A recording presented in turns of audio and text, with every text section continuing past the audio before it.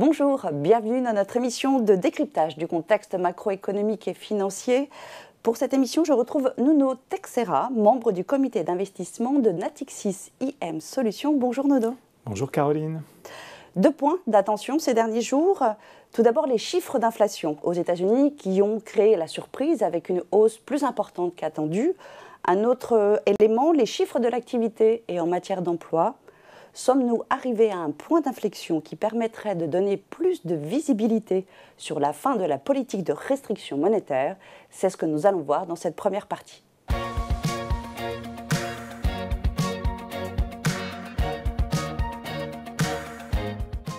Il faut environ 2 trimestres avant de voir les effets du resserrement de la politique monétaire des banques centrales. Est-ce que l'on voit aujourd'hui les prémices d'un ralentissement de l'activité économique, notamment aux États-Unis, Nuno? Oui, ça commence un petit peu. Alors, on a toujours un taux de chômage qui est au plus bas.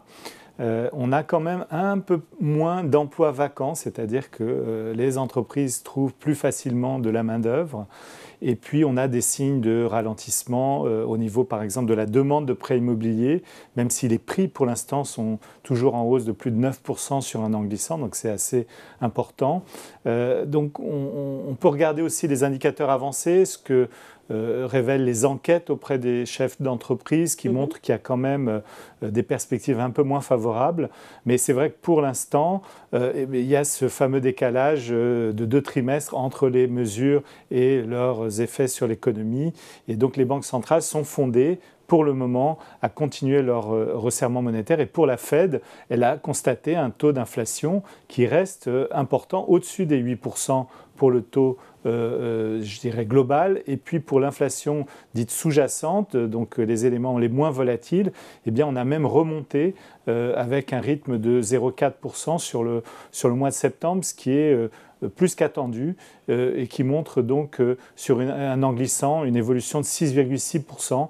Ça reste élevé par rapport aux objectifs de la Banque centrale américaine. Donc on peut dire un léger ralentissement, mais un pic d'inflation qui est bien là aux États-Unis. Oui, on a atteint le pic, je crois, en juin, un peu au-dessus des 9. Là, on est à 8 et quelques, mais c'est un ralentissement qui est trop lent et on a toujours des tensions sur le marché du travail. On a des salaires qui augmentent. Alors, pas à ce rythme-là, on est un peu au-dessus des 4%, mais par exemple, on parle pas forcément beaucoup des retraites aux États-Unis, et notamment de la composante qui n'est pas par capitalisation, mais par répartition, qui est la retraite de base publique. Eh bien, elle est indexée sur l'inflation et donc les retraités américains ont eu une augmentation de leur pension de plus de 8% qui vient d'être acquise. Donc, on voit que, évidemment, toutes ces sources d'inflation et notamment la transmission de la hausse des prix de l'énergie dans les prix des biens et services continuent. Et donc, il faut freiner la demande interne pour ramener la hausse des prix dans des niveaux plus compatibles avec les objectifs des banques centrales. Donc rien pour arrêter la politique de la Banque centrale aujourd'hui. Pas pour le moment. En Europe, c'est la même situation. On a des éléments légèrement différents. On est plus dépendant d'un point de vue énergétique en Europe. Oui, on a également effectivement cet impact des prix de l'énergie qui a été récemment plus important, puisqu'on est touché au niveau du gaz, ce qui n'est pas le cas des États-Unis. Et on a des problématiques structurelles au niveau de la production d'électricité en particulier, du fait par exemple en France de l'arrêt d'un nombre important de réacteurs nucléaires.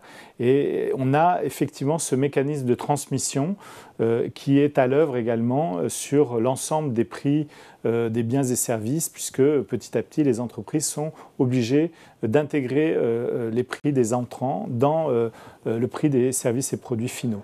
On a bien la répercussion du coût de l'augmentation du coût de l'énergie sur les biens finaux que subissent les consommateurs. Oui. Et puis il ne faut pas oublier une chose aussi, c'est la baisse de l'euro contre dollar. Tous les produits importés, et notamment l'énergie bien sûr qui se paye en dollars, eh bien, subissent l'érosion de l'euro contre un certain nombre d'autres devises. Et donc on est obligé de payer plus cher, ce qui se répercute sur les prix. Alors il y a un point sur lequel je souhaiterais revenir, c'est la situation en Angleterre. On a vu qu'il y avait une espèce de crise, notamment sur le marché obligataire. En quelques mots, qu'est-ce qui s'est passé en Angleterre ? Alors, il y a eu un changement de gouvernement. Il y avait un certain nombre de promesses du programme du nouveau Premier ministre, Madame Liz Truss, et ça a été jugé non crédible par les marchés parce qu'il y avait à la fois des augmentations de dépenses pour atténuer un peu les effets de la hausse des prix de l'énergie. Il y avait des réductions d'impôts pour les entreprises et pour les ménages les plus fortunés. Donc c'était un projet très libéral, peut-être trop libéral, parce que de l'autre côté, il n'y avait pas de financement par de nouvelles recettes, de nouveaux impôts. Et donc on a jugé ce budget extrêmement risqué. Et donc ça a provoqué une envolée des taux obligataires avec un impact sur les fonds de pension qui ont des portefeuilles d'obligations et pour une partie avec un effet de levier, donc étaient exposés sur les marchés à terme.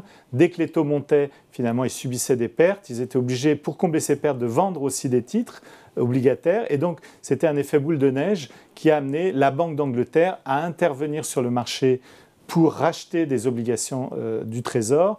Et surtout, le gouvernement a revu sa copie, a limogé son ministre des Finances et finalement a abandonné à peu près les 3/4 de son plan pour pouvoir, je dirais, ramener le calme sur le marché obligataire.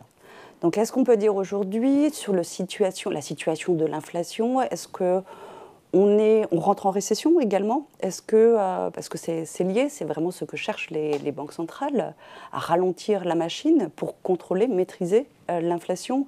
On en est où aujourd'hui? Est-ce qu'on peut dire que c'est sous contrôle? Alors, on peut imaginer qu'aux États-Unis, il y a quand même une dynamique d'activité, de croissance qui est beaucoup plus forte qu'en Europe. Donc, évidemment, des effets de la crise énergétique qui sont atténués par le fait que les États-Unis sont indépendants en matière énergétique. Ils subissent quand même un peu sur le pétrole, hein, c'est un prix mondial, hein, donc là, ça ne joue pas trop. Mais par exemple, sur le gaz, là, c'est des marchés beaucoup plus régionaux, donc ils ne sont pas du tout impactés de la même manière. Aux États-Unis, on estime que la récession, si elle devait avoir lieu, ce n'est pas encore sûr, interviendrait plutôt en milieu d'année prochaine, alors qu'en Europe, on est déjà dedans, tout simplement parce qu'il y a eu des pertes de pouvoir d'achat importantes des ménages, il y a des industries qui sont directement touchées par l'envolée de la facture énergétique et donc tout ça crée un climat d'attentisme qui a précipité déjà les pays d'Europe du Nord comme l'Allemagne dans une situation de récession et on est en train d'avoir les effets sur l'Europe du Sud qui a échappé grâce notamment au tourisme au troisième trimestre à un PIB probablement négatif. On verra bientôt les publications, mais on s'achemine plutôt vers un quatrième trimestre sans doute négatif et donc on est déjà plus ou moins dans cette récession en zone euro, ce qui explique sans doute que la BCE ait été un peu plus timide dans sa politique de resserrement monétaire, mais en même temps, elle doit tenir compte aussi de ces fameuses tensions inflationnistes et elle est obligée finalement de jouer sur le ralentissement de la demande interne et ça se fait par un durcissement des conditions financières, donc une hausse des taux d'intérêt. Donc pour l'instant, ce n'est pas prêt de s'arrêter. On l'a rapidement évoqué, mais pour d'autres raisons sur le marché en Angleterre, ça va de pair aussi avec une volatilité des marchés, une forte volatilité. Comment se sont comportés les marchés ces dernières semaines? C'est ce que nous allons voir dans notre deuxième partie.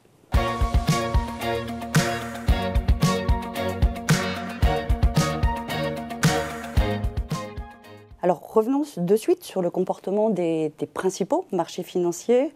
La situation baissière se prolonge sur le marché obligataire, la volatilité est toujours élevée sur les marchés actions. Vous l'avez évoqué, la saison des résultats des entreprises va s'ouvrir. Qu'est-ce que l'on peut dire aujourd'hui sur ces deux principaux marchés, les obligataires et les actions? Alors d'abord, c'est surtout l'obligataire qui guide les actions.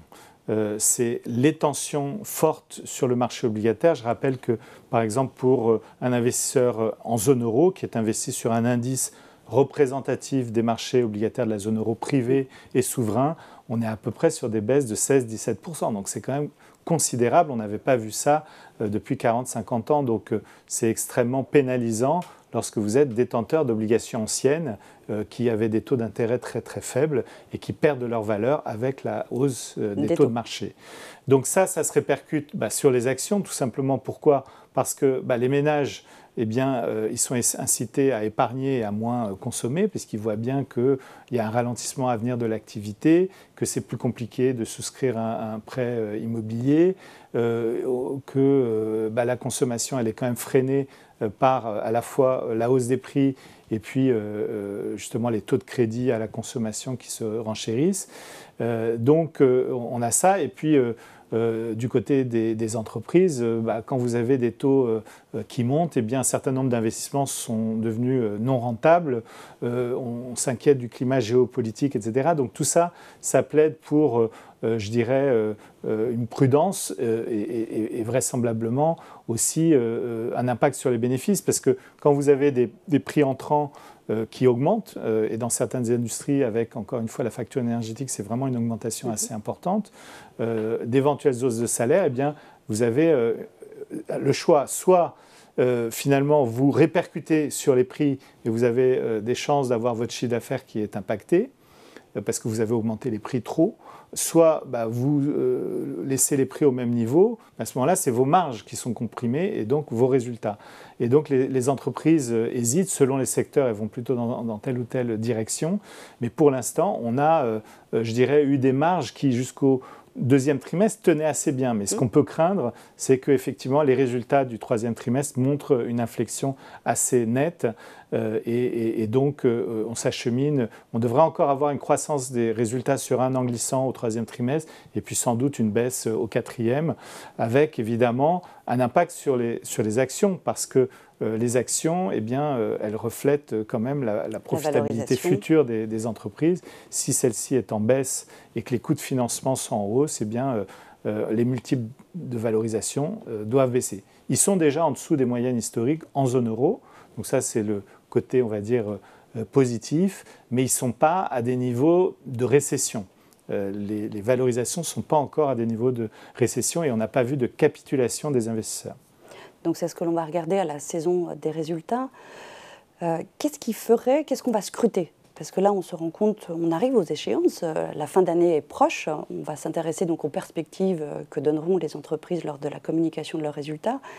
Qu'est-ce qui va permettre peut-être au marché de repartir? Qu'est-ce qu'on va regarder en premier? Quelle classe d'actifs va devenir à nouveau intéressante? Parce qu'on a toujours cette corrélation positive entre le marché obligataire, le marché action, avec les baisses que l'on connaît. Des baisses de deux côtés, en fait. C'est ça qui rend les choses compliquées. C'est que d'habitude, lorsqu'il y a crise sur les actions, eh bien, on se replie sur l'obligataire, notamment l'obligataire d'État, et finalement, les obligations voient leur valeur augmenter. Là, elles baissent et elles entraînent à la baisse les actions également.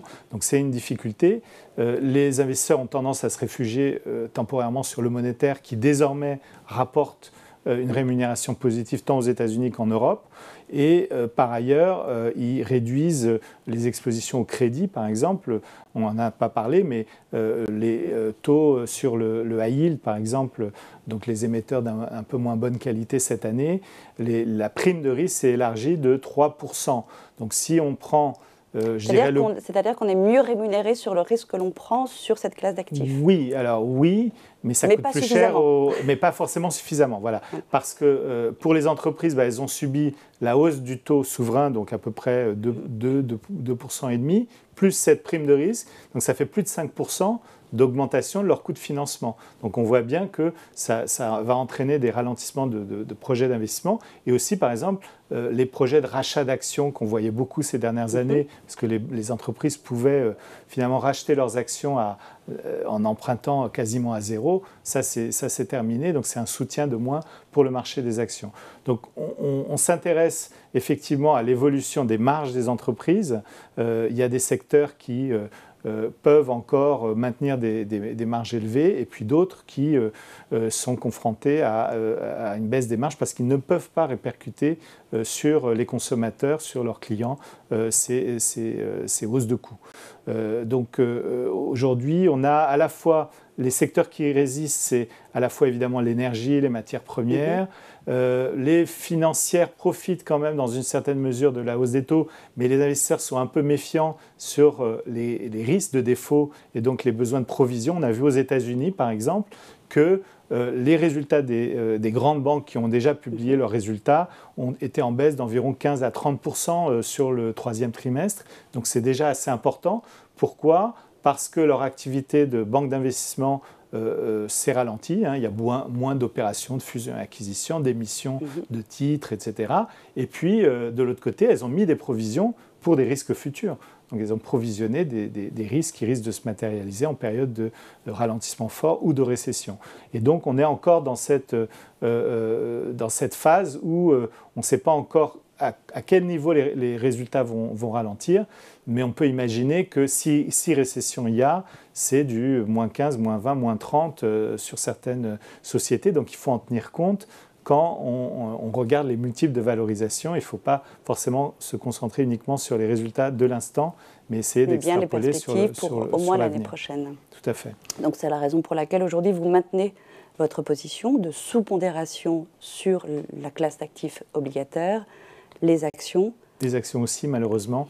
On est plus sous-pondéré sur l'obligataire parce qu'il nous semble que l'obligataire, il doit encore reconstituer une prime de risque qui s'était complètement effacée pendant des décennies, finalement, avec cet interventionnisme des banques centrales qui avaient maintenu les taux à des niveaux vraiment anormalement bas. Et ça prendra du temps encore pour que ça se normalise. Si on imagine que, par exemple, l'inflation ne va pas redescendre à 2% à moyen terme, mais sera plutôt peut-être entre 3 et 4, pas 8, mais entre 3 et 4, eh bien, avec des taux allemands à 2,20, 2,30, on n'est pas suffisamment rémunéré. Donc il nous semble que le niveau d'équilibre est plus haut que celui d'aujourd'hui. Même chose sur le crédit, s'il y a augmentation des taux de défaut. Donc on se méfie de l'obligataire. Sur les actions, on est sous-pondéré, mais pas de manière agressive, parce qu'on a quand même déjà subi une purge de 25% sur les marchés internationaux. C'est déjà pas mal. On a probablement fait les 2 tiers du chemin en termes de pertes sur les grands indices développés. Très bien. Merci beaucoup, Nuno, pour cette analyse. Merci, Caroline. À bientôt. À bientôt. Donc la fin d'année, comme je le disais, approche à grands pas. Nous attendons avec impatience les résultats d'entreprise pour le 3e trimestre et les perspectives pour 2023. Les banques centrales s'expriment également début novembre. Donc autant de rendez-vous que nous pourrons décrypter avec vous. Merci beaucoup, à très bientôt.